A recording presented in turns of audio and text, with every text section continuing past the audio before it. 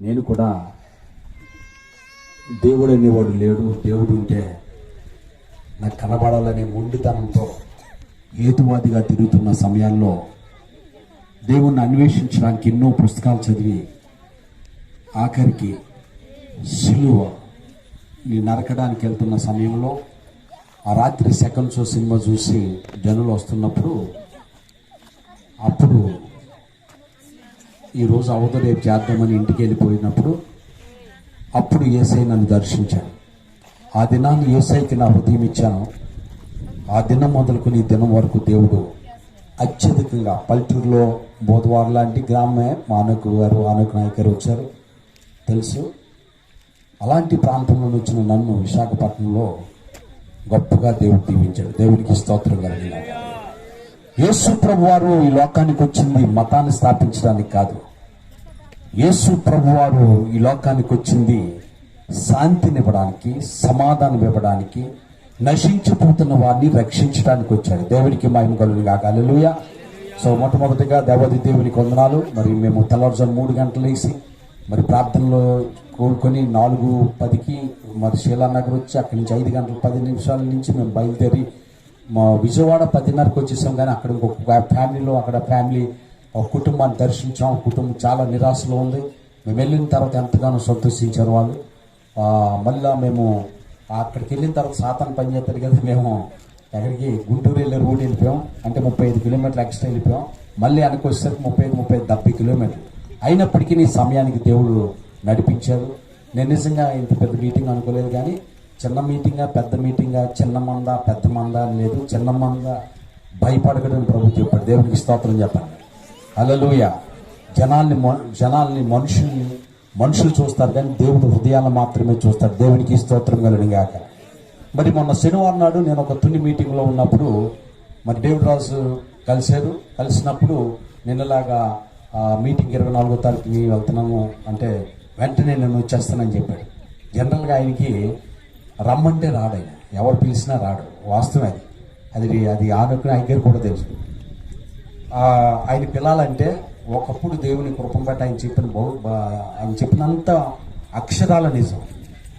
మరి ఆయన పిలాలి అంటే ఏసీ ట్రైన్ బుక్ చేయాలి, లేకపోతే ఫ్లైట్ బుక్ చేయాలి, లేకపోతే కారు బుక్ చేయాలి, మంచి ఏసీ హోటల్ పెట్టాలి. ఆ తర్వాత చాలా ఆయనకి ఏం కావాలో అదన్నీ చేయాలి. బూట్లు ఇప్పాలి, సూట్ మొయ్యాలి, బ్యాగం మోయాలి, అన్నీ ఉంటాయి. దేవునికి స్తోత్రం కలిగింది కాక. సో కాబట్టి మరి నిజంగా అంటే ఏ స్థాయిలో అతను ఎదిగినప్పుడు కూడా ఇటు తెలంగాణలో ఈ ప్రాంతాలన్నీ తిరిగినాయి. అటు ఆంధ్రలో కానీ ఎన్నో మీటింగ్లు అని వెళ్తాడుగా నేను వెళ్ళను. నా సెమినార్స్ నాది వేరేగా ఉంటుంది. కానీ మరి చాలా బహిరంగ సభల్లో గొప్పగా వాడబడినటువంటి అనుభవం ఉంది, మాట్లాడిన అనుభవం ఉంది. ఆయన సువార్త గాయకులు కాదు. మరి నిజంగా దేవుడు ఎంతగా దీవించాడంటే అన్నవరం దగ్గర తేటగుంట అనే ప్రాంతం ఉంది, 3 కిలోమీటర్ల తర్వాత. ఆయన చెప్పినట్టుగా మంచి ఇల్లు మొన్నే చర్చ్ యానివర్సిటీకి నన్నే స్పీకర్గా పిలిచారు. చాలా చక్కగా ఘనంగా జరిగింది. ఆనకు గారు కూడా మీటింగ్ 3 రోజుల మీటింగ్లో ఆయన ఒక రోజు నేను ఒక రోజు వెళ్ళాం. చాలా సంతోషం. దేవునికి స్తోత్రం కలని కాక. అంటే జాగ్రత్తగానండి, ఒక కుల పిచ్చి ఉంటుంది, మత పిచ్చి ఉంటుంది, ప్రాంతీయ పిచ్చి ఉంటుంది జనాలకి కదా. సర్వసాధారణంగా మన బోధవాడంటే అనగానే జనరల్గా మొన్న ఒక అమ్మాయి హెచ్ఆర్ అమ్మాయి నాకు తెలిసిన అమ్మాయి ఏముందంటే ఈ బోధవాడ అనే ప్రాంతంలో హెచ్ఆర్ మేనేజర్గా చేశారండి. ఆ యొక్క సిమెంట్ ఫ్యాక్టరీలో ఉంది, మా కంపెనీలో జాయిన్ అయింది. అనగానే వెంటనే బోధవాడ అంటే ఎవరు అనుకుంటున్నాం, నా సొంత ప్రాణ స్నేహితుడు, అది ఆ ఊరంటే నాకు చాలా ఇష్టం అని చెప్పినప్పుడు చాలా సంతోషించాను కదండి. సో ఇక్కడ మనం గమనించాల్సిన విషయం ఏంటంటే మన కులస్తుల్ని మనం ప్రేమిస్తాం, మన మతస్థుల్ని మనం ప్రేమిస్తాం, మన గ్రామస్తుల్ని మనం ప్రేమిస్తాం, మన తెలుగు వాళ్ళని మనం ప్రేమిస్తాం, తెలంగాణ అవని ఆంధ్ర అవని.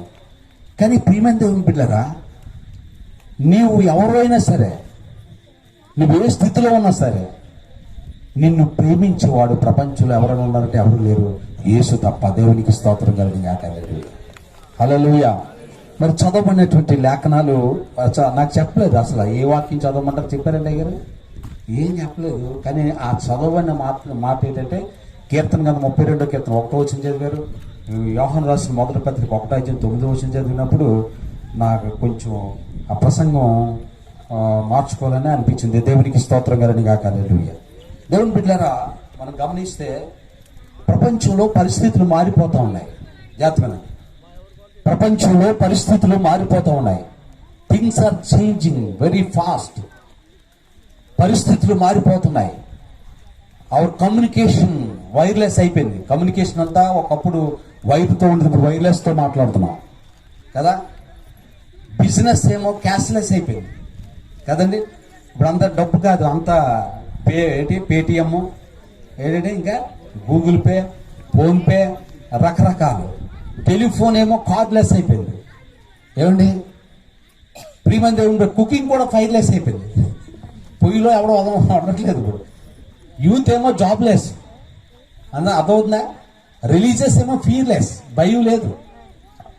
ఫుడ్ ఏమో ఫ్యాట్లెస్, ఫ్యాట్ ఎక్కువైపోతుంది, బాయిలర్ కోడ్ లేదు కాబట్టి ఇప్పుడు ఫ్యాట్ ఉండకూడదు ఫుడ్లో. ఏమండి రిలేషన్ ఏమో లవ్లెస్, ప్రేమ ఉండట్లేదు. అన్నదమ్ముల మధ్య, అక్క చెల్లెల మధ్య, భార్య భర్తల మధ్య. డబ్బు ఉంటేనే ప్రేమిస్తున్నారు, ఉద్యోగం ఉంటేనే ప్రేమిస్తున్నారు, హోదా ఉంటేనే ప్రేమిస్తున్నారు కదండి. ప్రియమైన దేవుని బిడ్డలారా, పాలిటిక్స్ షేమ్లెస్. రాజకీయాలు భయంకరమైన సిగ్గుకరంగా ఉన్నాయి. యాటిట్యూడ్, కుర్రోళ్ళ యాటిట్యూడ్ కేర్లెస్ డ్రైవింగ్. ఎవరిని పట్టించుకోవట్లేదు.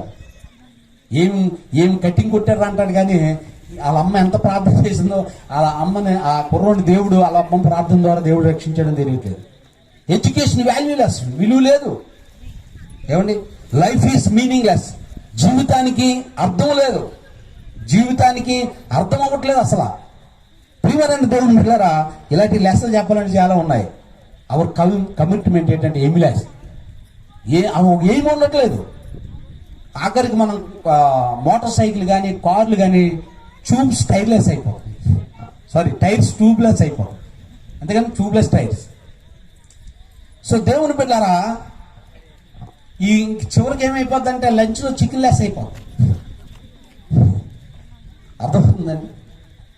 సో ప్రియమైన దేవుని బిడ్డలారా, ఒకటే మీరు జ్ఞాపకం చేసుకోండి. దేవుడు లేకుండా నువ్వు జీవిస్తే ఏమి లెస్ అయినా మనం బ్రతకగలం. కానీ మన బ్రతుకులో యేసు లేకపోతే, మన బ్రతుకులో దేవుడు లేకపోతే, మన బ్రతుకు గాలి లేని టైర్ లాగా అయిపోతుంది.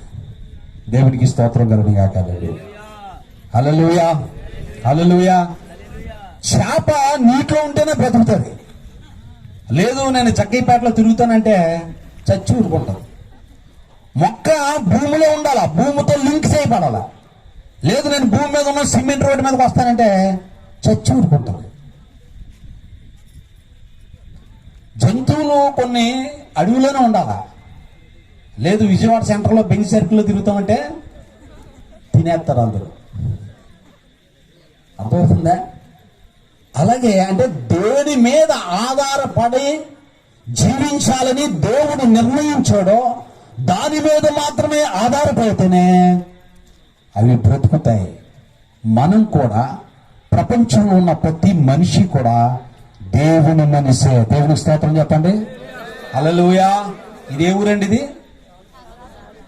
సాధు తండ. దేవునికి స్తోత్రం చెప్పండి. సాధు తండ, బోధవాడలో తండలు ఉన్నాయి. నువ్వు తండలో ఉన్నా తొండలో ఉన్నా మనం దేవుల్లో లేకపోతే, చెప్పండి, దేవుల్లో లేకపోతే మనం బ్రతకలే. నువ్వు ఏ కులమైనా, ఏ గ్రామమైనా, ఏ ప్రాంతమైనా, ఏమంటే తెల్లోడువైనా, నల్లోడువైనా, పొట్టోడువైనా, పొడగోడువైనా సరే, నువ్వు దేవుని రూపంలో సృష్టించబడ్డావు. దేవునికి స్తోత్రం చెప్పండి. ప్రపంచంలో ఉన్న ప్రతి మనిషి దేవుని బిడ్డ. దేవునికి స్తోత్రం చెప్పండి. రాసిన పత్రిక 1:4-6 వచనాలు, 4-5-6 వచనాలు త్వరగా చదివి వినిపించాలి నాకు. అది ఎట్లనగా తన ప్రియుని యందు తాను ఉచితముగా మనకు అనుగ్రహించిన తన కృపా మహిమకు కీర్తి కలుగునట్లు తన చిత్త ప్రకారమైన దయా సంకల్పము చొప్పున యేసుక్రీస్తు ద్వారా తనకు కుమారులుగా స్వీకరించుటకై మనలను ముందుగా తన కోసము నిర్ణయించుకున్నాడు. దేవునికి స్తోత్రం చెప్పండి. హల్లెలూయా. నువ్వే తండలో ఉన్నా సరే, ఏ ప్రాంతంలో ఉన్నా సరే, నువ్వు నమ్ముకున్నా నమ్ముకోకపోయినా సరే, నువ్వు దేవుని బిడ్డవి. నువ్వు ఎవరి కోసం బ్రతకాలంటే దేవుని కోసం బ్రతకాలి. దేవునికి స్తోత్రం చెప్పండి. మనము ఆయనకి కావాలి. చెప్పండి అందరూ, నేను యేసుకి కావాలి. చెప్పండి అందరూ. చూడండి, ఆయన నిజమే. వాళ్ళు పెంగిటిల్లి వెనకాల ఇంకా మంచం ముందు పడి చెప్పాడు, కానీ మంచం ఇంటి వెనకాల నులక మంచం మీద మనోడు పడుకున్నప్పుడు కుక్క ముడుచుకున్నట్టు ఉంటుంటే ఓ పక్కన గంజి తాగుతున్న పక్కన కుక్క తాగేది. నాకు దేవుడు చెప్పాడు, వెళ్ళి నువ్వు ప్రేమించాను. దేవుని స్తోత్రం చెప్పండి. హల్లెలూయా. నేనేం గొప్పవాడినేం కాదు, నాకేం అనాథాశ్రయం లేదు, నాకేదో పేరు రావాలని కూడా తెలియదు. ఇంజనీరింగ్ కూడా తీసుకొచ్చాను యానామ దగ్గర.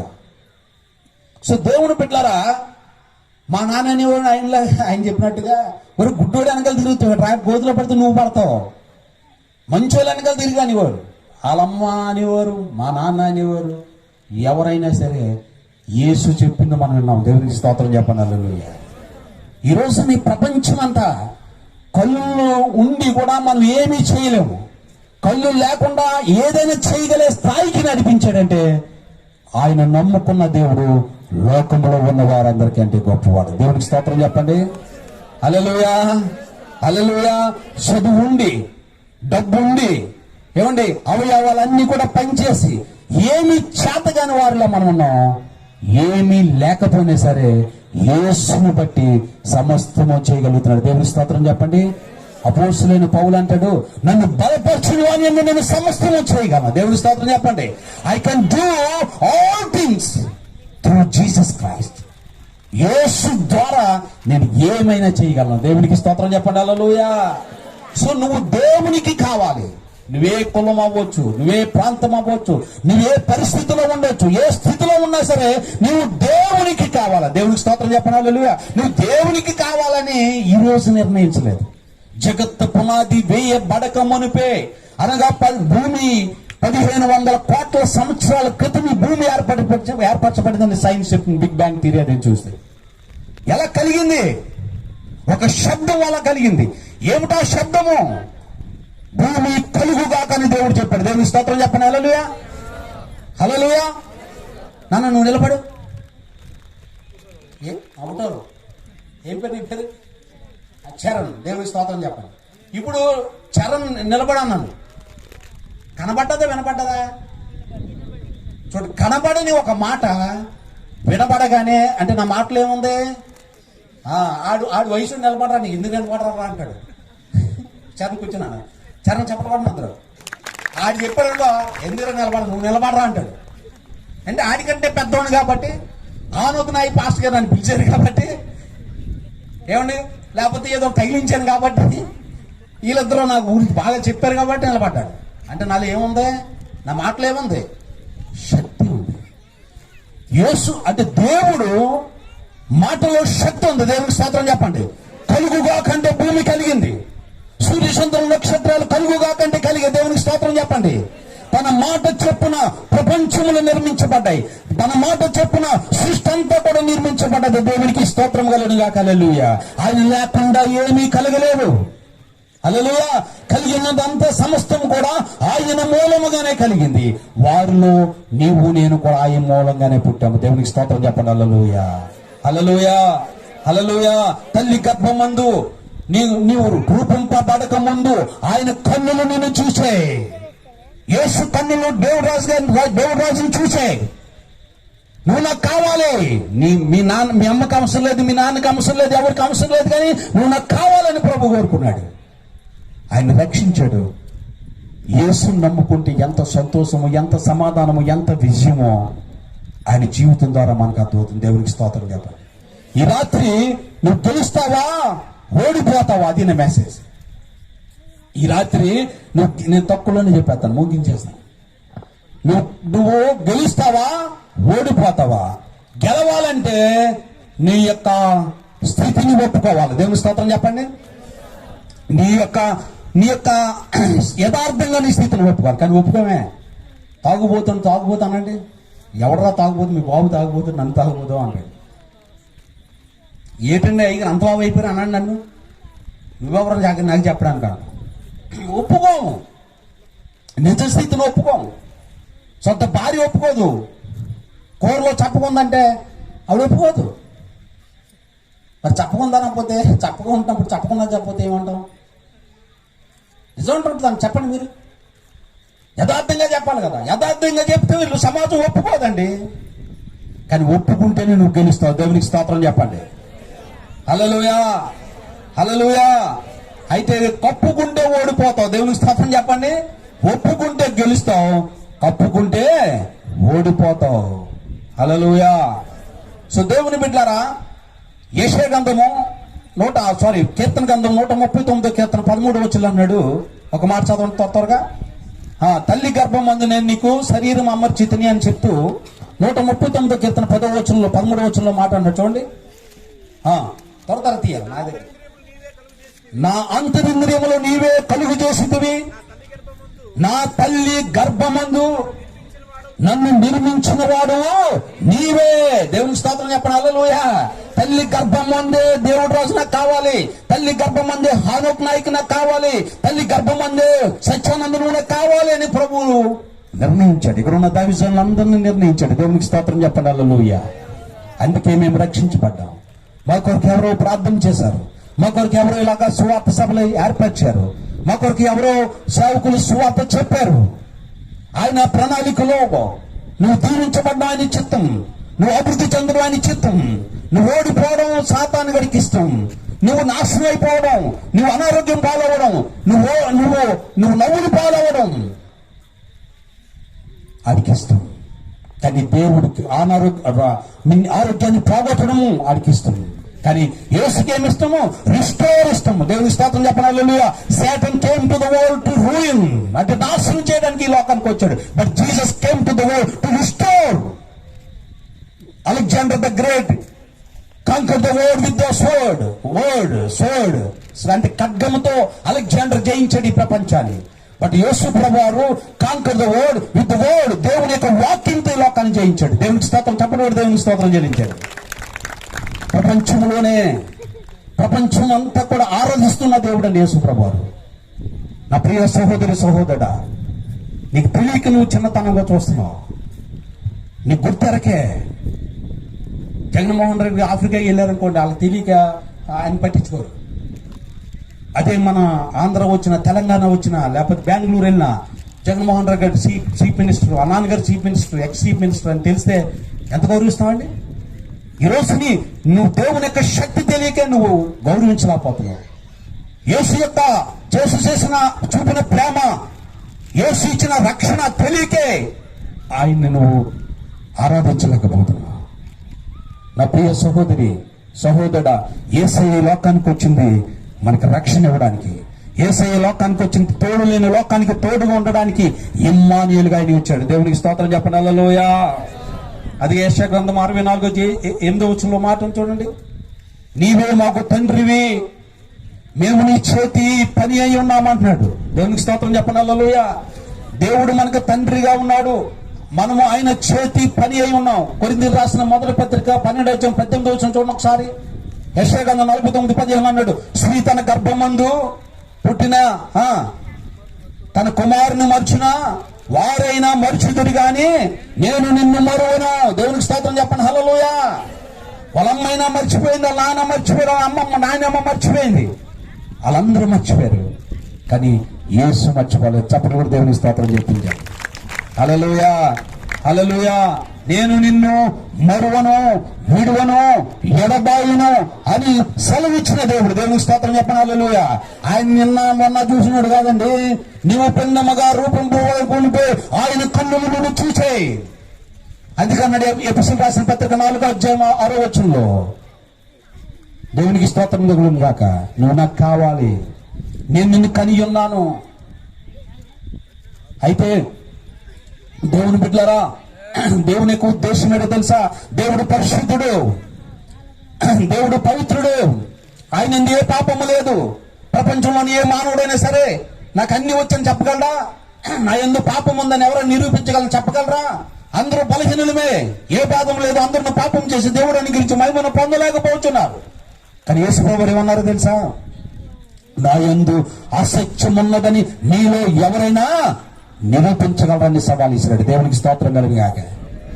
రోమా గవర్నర్లు మహా తెలివైన వాళ్ళు ఏమండి, యూదా మతాధికారులు ఎక్కడ యేసు తప్పు దొరుకుతాడని చూసేవాళ్ళు. అప్పుడు కెమెరాలు లేవు కానీ గుడ్డ నక్కల్లా కాచి కూర్చొని ఉన్నారు. కానీ ఏ ఒక్కడు చెప్పలేకపోయాడు, ఏ ఒక్కడు నిరూపించలేకపోయారు. ఎంతోమంది యేసు క్రీస్తు అసలు ఏంటి ఇక్కడ పుట్టాడు, ఇది నిజమా అని, ఈయన సిలువ సత్యమా అసత్యమా అని, నిజంగా సిలువ వేయబడ్డాడని ఎన్నో రీసెర్చ్లు చేసి తప్పని నిరూపించవలసిన వాళ్ళు యేసు ప్రభువు నామములో బాప్తీసం పొందుకొని యేసే నిజమైన దేవుడు అని చెప్పుకున్నారు. చెప్పని కూడా దేవుని స్తోత్రం కలిగింది. హల్లెలూయా, హల్లెలూయా. దేవుని బిడ్డలారా, మొదటి ఆదాము అవ్వని దేవుని బిడ్డలారా వాళ్ళు పరిశుద్ధులుగా చేశాడు, దేవుని పోలికలో చేశాడు. అయితే the last the glory of God, దేవుని యొక్క మహిమను పోగొట్టుకున్నారు. దేవుడు వారి మీద ఎంతో నమ్మకాన్ని పెట్టుకున్నాడు, వారి నమ్మకాన్ని వమ్ము చేశారు. ఏంటండి, అయ్యో ఆయన చెప్పాడు, ఏమన్నాడు, దేవుని కోరిక నీరు కార్చారు వారు, దేవుని ఆశను నీరు కార్చారు వారు. ఏమండి, నువ్వు పొందుతున్నావా? వాళ్ళు అబద్ధం ఆడారు, పాపాన్ని ఒప్పుకోలేదు.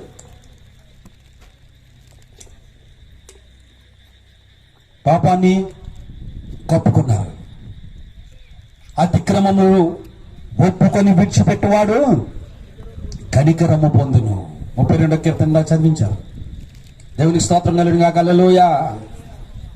పాపమును ఒప్పుకోలేని పరిస్థితి. యోబు గ్రంథం 31 అధ్యాయం 33 వచనం కొంచెం చదివి పెట్టాలి, నాకు వీక్నెస్ ఉంది. యోబు గ్రంథము 31 అధ్యాయం 33, 34 వచనాలు. ఆదాము చేసినట్లు నా దోషములను దాచిపెట్టుకొని ఆ మహాసమూహమునకు భయపడి కుటుంబముల తిరస్కారమునకు జడిసి నేను మౌనంగా ఉంటే రొమ్ములో నా పాపమును కప్పుకొని ఎడలా పరమందున్నటువంటి దేవుని దృష్టికి నేను వేషధారినవుదును. దేవునికి స్తోత్రం కలిగిన కలలు. యోబు అంటున్నాడు, నేను దాయలేను. దాసిన వ్యక్తి వేషధారి, దాసిన వ్యక్తి మోసకారి. ఏంటండి, యేసు ప్రభులో ఉన్న గొప్పతనం ఏంటంటే పరిశుద్ధత. దేవుని స్తోత్రం చెప్పండి. హల్లెలూయా. నా యందు అసత్యం ఉన్నదని ఎవరైనా నిరూపించగలరా? మన పితరులు నిజంగా గౌరవించాలండి. I love my India. అందుకే ప్రతిరోజు నేను భారతదేశం కొరకు ప్రార్థన చేస్తా. ఎందుకంటే తెలుసా, మన పితరులు వాళ్ళు సత్యము కొరకు అన్వేషించారు. అసతోమ సద్గమయ సమతోమ జ్యోతిర్గమయ మృత్యోమ అమృతంగమయ. ఓ భగవంతుడు, అసత్యములో ఉన్నాము, సత్యంలోనికి నడిపించు. ఇందా చదివే చెప్పారు బ్రదర్, లీడ్ చేస్తున్నట్టు నాయకులు. చీకటిలో ఉన్నాము, వెలుగులోనికి నడిపించము. మరణ వ్యవస్థలో ఉన్నాము, జీవంలోనికి నడిపించము. దానికి జవాబేది? For every problem there is a solution. Solution is the Jesus Christ. Solution is the Bible. అసలు ప్రపంచాన్ని నిర్మించిన దగ్గర నుంచి 1500 కోట్ల సంవత్సరాలు జరిగిన తర్వాత ఒక రోజు తక్కువ అవుతుందంట. ఎలాగొచ్చిందంటే, ఎవరు ప్రార్థించినప్పుడు సూర్యచంద్రులు ఆగిపోయి, దేవునికి స్తోత్రం చెప్పండి. ఎలా యెహోషువ ప్రార్థించగా దేవునికి స్తోత్రం చెప్పండి. హల్లెలూయా. ఒక క్రిస్టియన్ చెప్పాడట, this is the reason. Thomas Alva Edison బల్బుని కనుక్కున్నాడు, జోల్ బర్నౌల్ టీవీని కనుక్కున్నాడు. దేవుని స్తోత్రం చెప్పండి. మార్కోని రేడియోని కనుక్కున్నాడు. వీళ్ళంతా కూడా దేవుడు లేడన్న వాళ్ళు కాదు, దేవుని తెలుసుకుని పరిశుద్ధ గ్రంథాన్ని చదివి పరిశుద్ధ గ్రంథంలో ఉన్న సత్యాన్ని తెలుసుకుని గ్రహించిన వారు. దేవునికి స్తోత్రం కలుగునుగా. హల్లెలూయా. ఇంత జ్ఞానం ఎక్కడండి? ఆనూర్ నాయక్ గారికి నాకు లేదు, దేవుడి గారికి ఉన్నాడు జ్ఞానాన్ని. మమ్మల్ని ఇద్దరు నమ్మేస్తాడు ఆయన, అంత జ్ఞానం ఇచ్చాడు ఆయన. మరి 2 కళ్ళు ఉంటే చంద్రబాబు నాయుడు గారు కూడా అమ్మేసి జ్ఞానం అయింది. దేవుని స్తోత్రం, దేవుని స్తోత్రం చెల్లించాడు. హల్లెలూయా. చూసారా, ఆయన గారికి బుల్లెట్లు పొడిచేస్తున్నాడు ఒక పక్క నుంచి. అంటే పిల్ల ఏదైనా కోపం ఉండిపోయింది లోపల. దేవునికి స్తోత్రం. హల్లెలూయా. అంటే మోషే జాగ్రత్త. మోషే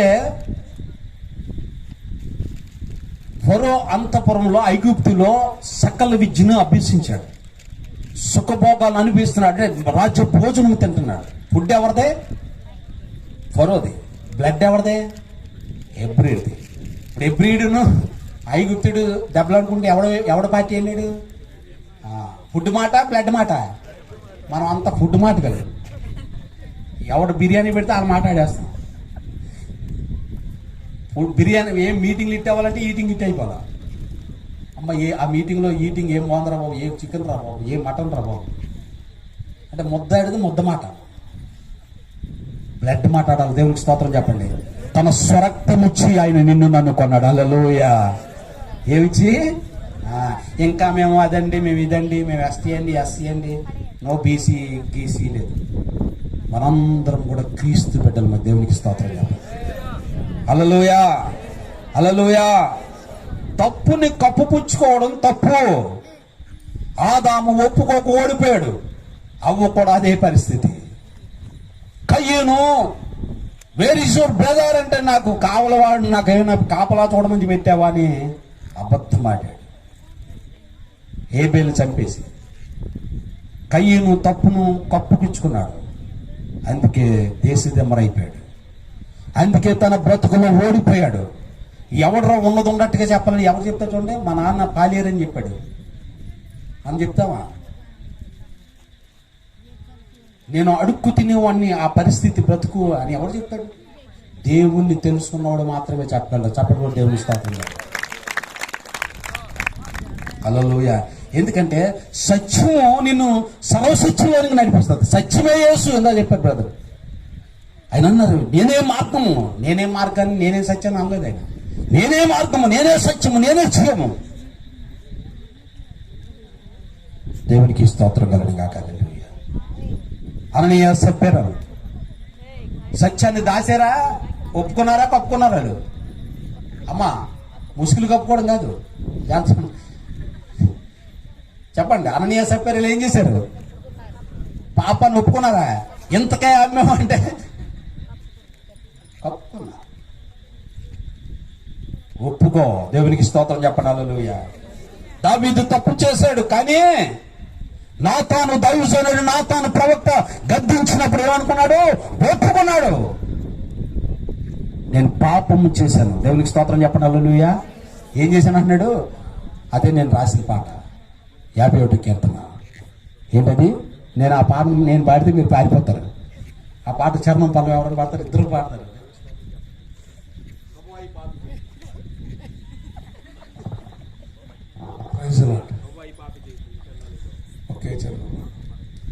ప్రభువాయి పాపి జీవితం ఇంకెన్నాళ్ళీ లోకంలో, ఇంకెన్నాళ్ళీ లోకములో. ప్రభువా నా దేవా, ప్రభువా నా దేవా, ప్రభువా దేవా నా దేవా, ప్రభువా దేవా, ప్రభువా నా దేవా, ప్రభువా దేవా నా దేవా, నా దేవా. పాపములే నేను పుట్టినవాడను, పాపములో నేను నడచినవాడను, పాపములో నేను పుట్టినవాడను, పాపములో నేను నడచినవాడను. అంధకార చీకటిలో నడిచాను, పాపపుణ్యాలెన్నో చేశాను. అంధకార చీకటిలో నడిచాను, పాపపు క్రియలు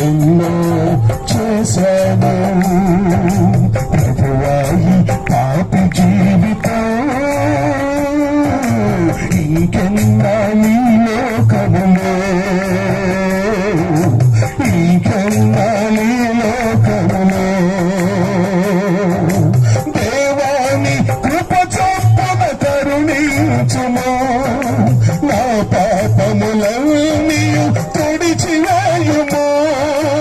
ప్రభువాని కృప చొప్పున కరుణించుము, నా దోషములన్నీ తుడిచివేయుము. నా పాపము పోవునట్లు నన్ను కడుగుము, ఈ సోపుతో పాపము పరిహరించుము. అయ్యా, నా పాపము పోవునట్లు నన్ను కడుగుము, ఈ సోపుతో పాపము పరిహరించుము. ప్రభువాయి పాపి జీవితం ఇంకెన్న ఈ లోకములో,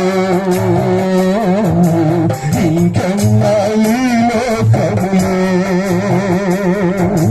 ఇంకెన్న ఈ లోకములో, ఇంకెన్న ఈ లోకములో. Praise the Lord. హల్లెలూయా. దేవుని బిడ్డలారా, నాకు సంగీతం రాదు, కానీ డేవిడ్ రాజు నేను కూడా పొలాల్లోకి వెళ్ళిపోయి మరి పాటలు పాడుతూ మరి దేవుని కొరకు జీవించేవారు. దేవునికి స్తోత్రం కలుగుగా. మరి పాటలు పాడే ఇద్దరు దైవజనులు దేవుడు నాకు ఇచ్చాడు. హల్లెలూయా, హల్లెలూయా. ఆ ట్యూన్లో బాగా హెల్ప్ చేసింది ఆనొక నాయకులు గారు. దేవునికి మహిమ కలుగుగా. హల్లెలూయా. సో దేవుని బిడ్డలారా, ఇక్కడ మనం గమనించినట్లయితే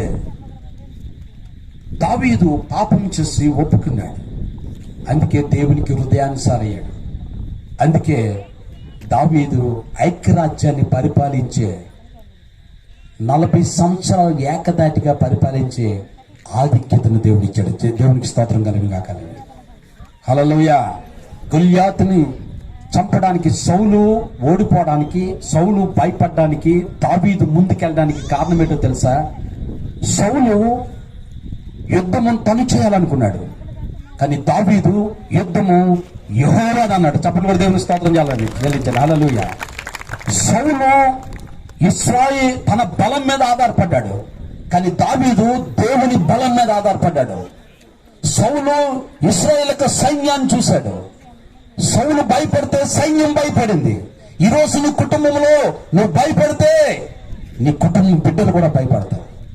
భయపడొద్దని 366 సార్లు ప్రభు రాసిచ్చాడు మన కొరకు. దేవునికి స్తోత్రం చెప్పండి. హల్లెలూయా. దాస్యపాత్మని మనకి ఇవ్వలేదు.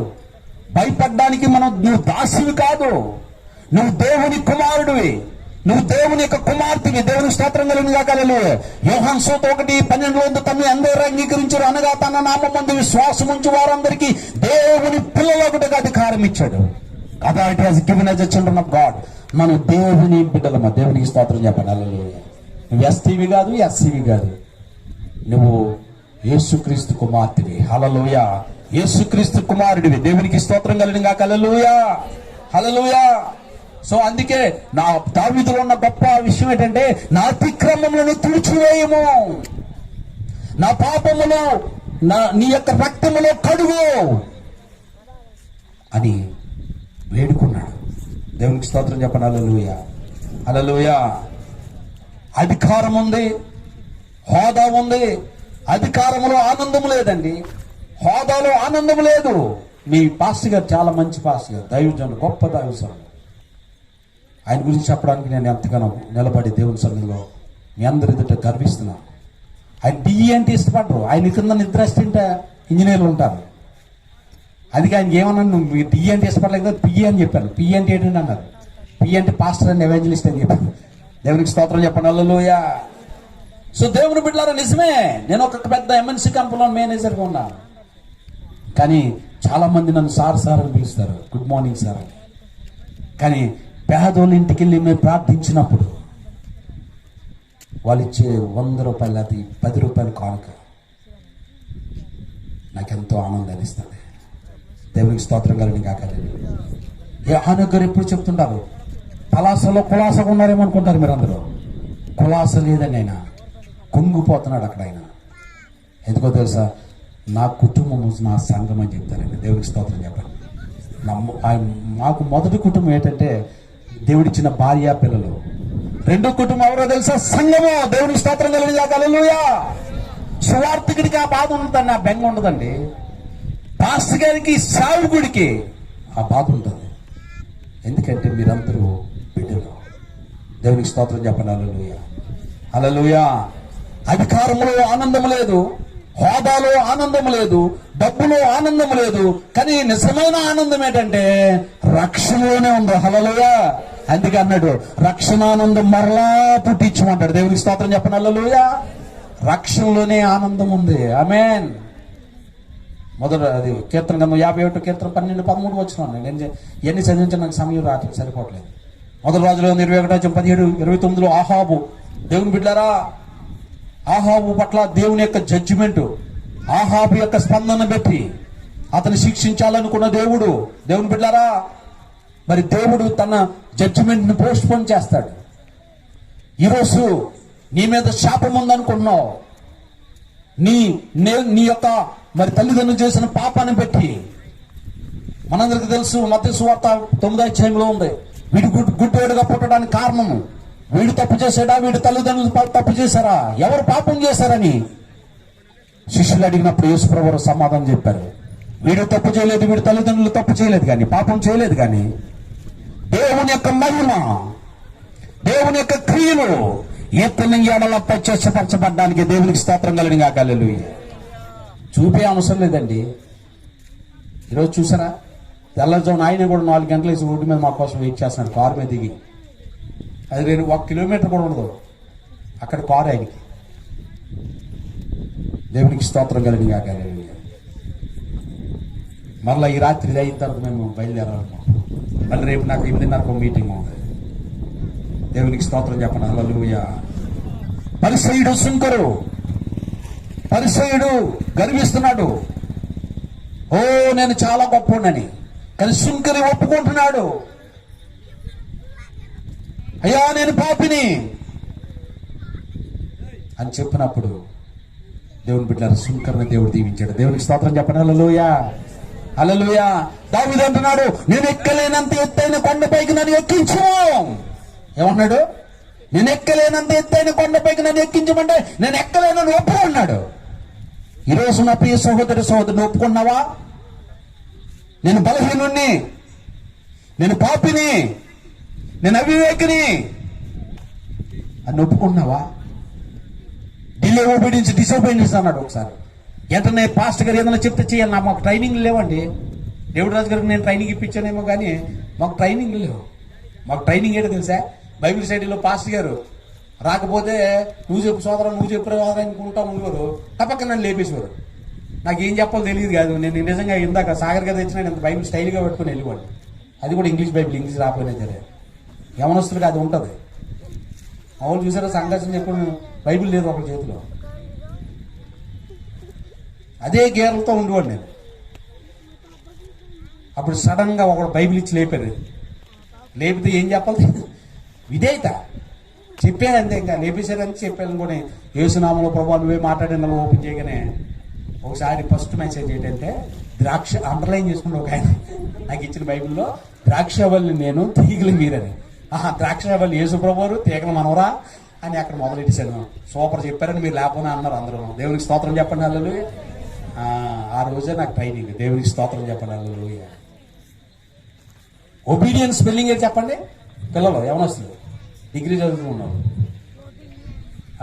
ఎన్ని అక్షరాలు ఉన్నాయి? 6. మధ్యలో 3 అక్షరాలు చెప్పండి. డై. డై అంటే చచ్చిపోవాలి. అందులో మొదటి అక్షరం, అందులో డైలో మధ్యలో ఉన్న అక్షరం ఏంటి? ఐ. ఎవరు చచ్చిపోవాలి? ఐ అంటే ఇగో, అహం, నేను, నా కులము. ఒకరు పాట ఇవ్వకపోతే వాళ్ళు మళ్ళీ నెక్స్ట్ నెక్స్ట్ అయినా కనపడరు. ఎక్కడ మానేస్తారని పాస్టర్ గారు ఇలాంటి దేవుడు రాజు గారిని కూడా ఆపేసి మీకే పాట ఇవ్వాలి సార్. మీకు భయపడాలి, దేవుడికి భయపడాలా? ఇప్పుడు ఆఖరికి ఆనంద్ గారు దేవుడు రాజు గారు భయపడి అరగంట ఇచ్చారు ఆయన. ముందు 10 నిమిషాలు అన్నారు ఆయన. ఆయన ఊరుకుంటాడు. నన్ను ప్రపంచం అంతా పిలుతున్నారు, నేను సత్యానందంగా పిలుతూ వచ్చానని అక్కడ అలగడం మొదలెట్టాడు ఆయన. ఆయన అరగంట ఇచ్చేసారు ఆయన. దేవునికి స్తోత్రం చెప్పండి హల్లెలూయా. సరదా ఇద్దరు క్లోజ్గా మాట్లాడుతున్నాను హల్లెలూయా. దేవునికి స్తోత్రం చెప్పండి. హల్లెలూయా, ఆమేన్. సో దేవుని బిడ్డలారా, నెబుకద్నెజరు గర్వం చేత గడ్డి మేసాడు, గడ్డి తిన్నాడు. మనం దేవుడు రాజు గారి లాగా పలావులు బిర్యానీ తినాలని తగ్గించుకోవాలి. తను తగ్గించుకుని వాడు హెచ్చించబడును. దేవునికి స్తోత్రం చెప్పండి. హల్లెలూయా, హల్లెలూయా. ప్రభు యొక్క ఉద్దేశం ఏంటంటే 4వ అధ్యాయము ఎఫెసీయులకు రాసిన పత్రిక 1వ అధ్యాయం 4వ వచనం, నా ఎదుట పవిత్రులను నిర్దోషంగా కనబడాలని జగత్తు పునాది వేయబడక మునిపే ప్రేమ చేత ఆయన క్రీస్తులో మనలను ఏర్పరచుకొనును. దేవునికి స్తోత్రం కలుగును గాక. హల్లెలూయా, హల్లెలూయా. మనిషిని నిద్ర లేకుండా చేసి 3 ఏంటి చెప్పండి? బోళ్ళు ఉన్నాయండి, 3 అంటే ఏంటి అలాగన్నట్టుగా చూస్తున్నారు. మనిషిని నిద్ర లేకుండా చేసేది తెలుసా? 1 తప్పులు, 2 అప్పులు, 3 నొప్పులు. చెప్పండి, మీకు ఈ ప్రసంగం గుర్తున్నది, ఈ నొప్పులు తప్పులు కదా. పంటి నొప్పి అయితే మనకు నిద్ర పడుతుందా? అప్పులుంటే నిద్ర పడుతుందా? తప్పులుంటే నిద్ర పడుతుందా? ఏమంటే అప్పులు తీరిపోతే ఎంత హ్యాపీ అండి? చెప్పండి, దేవుని స్తోత్రం చెప్పండి. అప్పులు తీరిపోతే ఎంత హ్యాపీ, మరి తప్పులు తీరిపోతే ఇంకా హ్యాపీ. దేవుని స్తోత్రం చెప్పండి. హల్లెలూయా, హల్లెలూయా. సో కాబట్టి తప్పును మనం ఒప్పుకుందాం, కట్ చేసేస్తాం. హల్లెలూయా. సో దేవుని బిడ్డారా, యెరోబాము ఇశ్రాయేలుల పాపంకు కారకుడయ్యాడు. ఈరోజు మనము మన పిల్లల పాపమునకు మన కారకులుగా ఉంటామేమో. మన పిల్లల కోసం మనం ప్రార్థన చేయట్లేదేమో, మన సంఘం కొరకు మనం ప్రార్థన చేయట్లేదేమో, మన ఇరుగు పొరుగు వారి కోసం మనం ప్రార్థన చేయట్లేదేమో, మన దేశం కొరకు మనం ప్రార్థన చేయట్లేదేమో. మన దేశ ప్రజల కొరకు ప్రార్థించే బాధ్యత దేవుడు నీకు నాకు ఇచ్చాడు. తప్పటి కూడా దేవుని స్తోత్రం చెల్లించాడు. హల్లెలూయా. మదిలో వాక్యం ఉండాలి. మదిలో ఏముండాలా చెప్పండి అందరూ? మదిలో ఏముండాలా? వాక్యం ఉండాలా. గదిలో ప్రార్థన ఉండాలి, వీధిలో సాక్ష్యం ఉండాలి. 3 మాటలు చెప్పండి. ఏంటంటే మదిలో ఏముండాలా? దేవుని యొక్క వాక్యము. దేవునికి స్తోత్రం కలుగును గాక. హల్లెలూయా. వాక్యం ఉంటే ఏంటంటే శోధనలు జయిస్తావు. యేసు ప్రభువు ఏమన్నారు? ఆకలితో ఉన్నప్పుడు టెంప్ట్ చేశాడు ఆయన, అపవాదిగాడు. చేసినప్పుడు ఏమన్నాడు? ఈ రాళ్ళను రొట్టెలుగా చేసుకుని తినమంటే ఏమన్నాడు ఆయన? మనుషుడు రొట్టె వలన మాత్రం కాదు, దేవుని నోట నుండి వచ్చు దేవుని మాట వలన. దేవునికి స్తోత్రం చెప్పండి. అందుకంటే దేవా, నీ ఎదుట నేను పాపం చేయకున్నట్లు నా హృదయంలో నీ వాక్యము.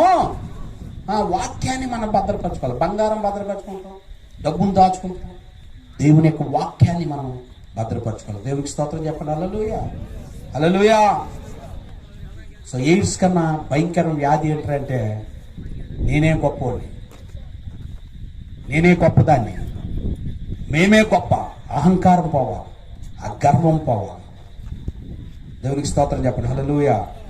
సో దేవుని బిడ్డలారా, ఆదాము, అవ్వ, అననీయ వీళ్ళందరూ కూడా పాపాన్ని కప్పుకొని ఒప్పుకోకుండా ఓడిపోయారు. కానీ నువ్వు గెలవాలంటే ఒప్పుకోవాలి. అందుకే దావీదు అన్నాడు, నేను ఎక్కలేనంత ఎత్తైన కొండపైకి నన్ను ఎక్కించాను. ప్రభా, నేను కలెక్టర్ అవ్వాలని, నేను ఇంజనీర్ అవ్వాలనుకుంటున్నాను, నేను ఒక మంచి ప్రయోజకం అవ్వాలనుకున్నాను, నా ద్వారా సమాజానికి ఉపయోగకరంగా మాట్లాడుకున్నాను, నాకు ఈ బలహీనత ఉంది అని నువ్వు ఒప్పుకో. నువ్వు తప్పనిసరిగా గెలుస్తావు, నువ్వు తప్పనిసరిగా ఉన్నతమైన స్థాయికి వెళ్తావు. నువ్వు అభివృద్ధి చెందడం దేవుని యొక్క చిత్తం. ఆదికాండం 1:28 చెప్పాడు, ఏమని? మీరు ఫలించి అభివృద్ధి చెంది భూమిని నిందించి విస్తరించండి. రూల్ ద నేషన్ అన్నాడు. రూల్. ఈరోజు 6 అడుగులు మంచి 6 అంగుళాలు చుట్ట వెళ్తుందా? మనిషి వెళ్తున్నాడా? చుట్టకు బానిస అయిపోయాడు. 6 అడుగుల మనిషి అరంగులో కప్పులో టీ లేకపోతే ఉండేవాడు, బానిస అయిపోయాడు. అయ్యో, నేను బలహీనురాలని ఒప్పుకోలేని స్థితిలో ఉన్నావు. నువ్వు ఒప్పుకుంటే గెలుస్తావు, కప్పుకుంటే ఓడిపోతావు. నా ప్రియ సోదరా, చాలా బ్యూటిఫుల్ మెసేజ్, బట్ నాకు సమయం లేదు. ఒప్పుకుందాం. దయచేసి కళ్ళు మూసుకుందాం, ప్రార్థన చేసుకుందాం. ఒప్పుకో. నీ బిడ్డల యొక్క బలహీనత ఒప్పుకో. అఘోరాన్ని కుటుంబం